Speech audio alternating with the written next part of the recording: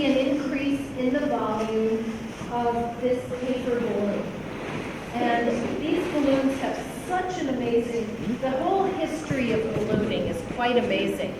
In the 1800s, people didn't have an understanding of air and atmosphere. And they didn't understand very much about it. They were just beginning to get to be able to isolate different gases.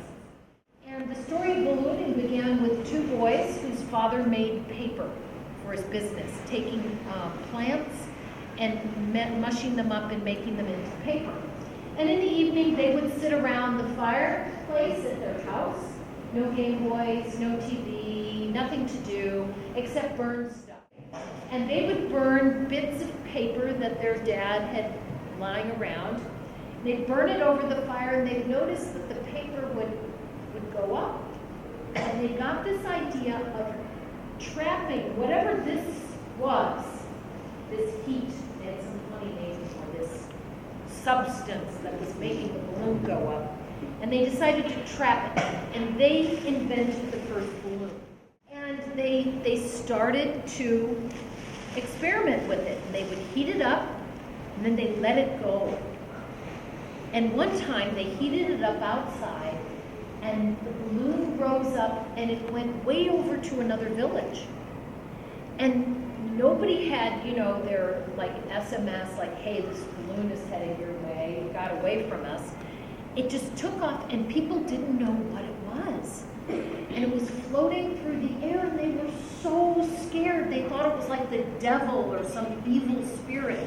And they got their pitchforks out when it came down, and they're stopping it. They put it behind a horse-drawn carriage, and everybody was throwing rocks at it, and kids jumping up. It's ew, ew, kill it, kill it. It was just a balloon. Volunteer. Okay, you need to be on the floor. We need to hold the base of it around this big tomato can. So we don't want this to touch the heating element. This is a hot gun that's like a mega hair dryer that's used to melt paint. If you want to, or strip off wallpaper and stuff. So it melts paint and glue, and it's super strong, and it works really well for this. So we're going to heat it for about 3 minutes. Now notice what's happened to support our idea that as temperature increases, volume increases. What's the evidence that the volume has increased? What's the evidence? Yep. The balloon has gotten bigger. Now when you had the Mylar balloon in class, Angry Birds or Happy Birthday, whichever one it was, and you were feeling it, what did it feel like if you noticed a change in the inside of it? What was the inside of the balloon feeling like? Yes, Aline? I Forgot. Anybody remember? Yeah. There was more pressure. There should be more pressure. The molecules are pushing out against the inside. They want to get out. Now this is an open system. It's open at the base. So we're going to have some hot air that's going to come out as we let it go. When we get the 15-second countdown, those of you on the floor, we're going to raise it up together, and then I'll do a 5-second countdown, and we will let it go together, okay? Because you don't want to, we want it to go straight up like a lantern or like a rocket. We want it to go straight up.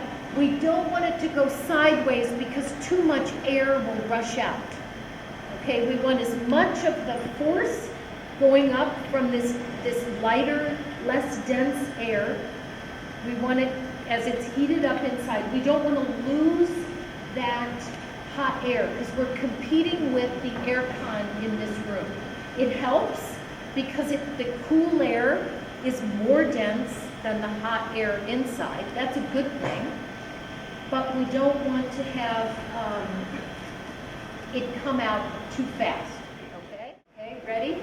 And don't be touching the side. Okay, does it look straight from out there? Or does it look tilted? It looks tilted to this side. It's tilted that way. Okay, so we need to pull it this way a little bit. Okay? How's that? Yeah. Better? Okay, all right. 5, 4, 3, 2, 1. Let it go. Nice. Very nice. Now it's getting into some air con issues and some dead air issues. What a nice flight. Very nice. Okay, notice it's getting pressed in there as it's lost its density. Wow, and we've got the donut effect. So the hot air has gone out and the cold air presses in. So this was quite a sensation. Put your hand inside. You can still feel the hot air. Okay? So just slightly reach in. It's a fragile piece. It was quite a sensation in France. And King Louis XVI heard about it. And he was very interested. And he said, please, let these brothers come. And I think their name were the Montgolfier brothers. And they came from their village, and they made their balloon, and they launched it. And everyone was very excited. Hundreds and hundreds of people came and stood and watched it. Then the king said, I wonder if a living thing could go up, or will it die? Because the highest anybody had been is the top of a mountain, like in the Alps or something.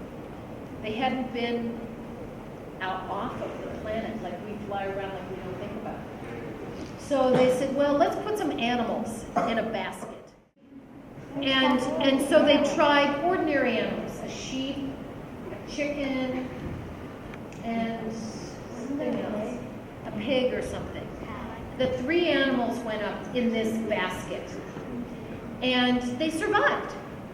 Except on the way down, I don't know, the sheep bit the chicken's leg or something like that. They got into a little barnyard squabble, but they survived. It had nothing to do with the balloon. So then the king said, well, then we should try a person. But maybe the person won't survive. Oh, okay. Let's get a guy who's on death row. Let's get a prisoner who's going to die anyway, because then we don't really care. A very brave Frenchman, Marquis d'Arland, he's kind of like a count. He said, why should a criminal have the privilege and the honor of being the first to go in a balloon? I shall go. And they're like, okay, great, do that. And he did, and he survived, and he was a big hero. The first flight. It was kind of tragic because a short time later, about a year later, when they were trying 2 different fuel sources, because they had been doing fire, and then they tried to use helium and hydrogen, because they just figured out ways to separate those and separate out gases. And, okay, we'll try this. Then his balloon burned as they were trying to go from England to France across the English Channel. So he was the first to fly and the first to die. The first female to go up was an opera singer. I love that idea. That she's in the basket. Oh, and you can just imagine the hair, big hair thing going, oh. The very first American to go up in a balloon was a 13-year-old boy. Potential in it. I'm like, what was his mother thinking? His name was Edward Warren. It was in Philadelphia, Pennsylvania, and he was the very first American to go up in a flight. He was safe, obviously. In this viewing, where all these people came to see this incredible thing, this balloon flight, there was a very famous American in Paris at the time. He was the ambassador named Benjamin Franklin, as well as a great statesman. He did a lot for the very beginning of the Constitution when the U.S. was getting formed. And he saw this balloon flight, and he was watching it. It was fascinating. And a woman turned to him, and she said, what good is this? Like, so? Well, so what? What of this thing? What good is this? And he had a great line. What good is a newborn baby? What do you think he meant by that? What good is a newborn baby? Like a kid, it's like you can't do anything with a baby until it grows up. But you'd be like taught and like made into something bigger.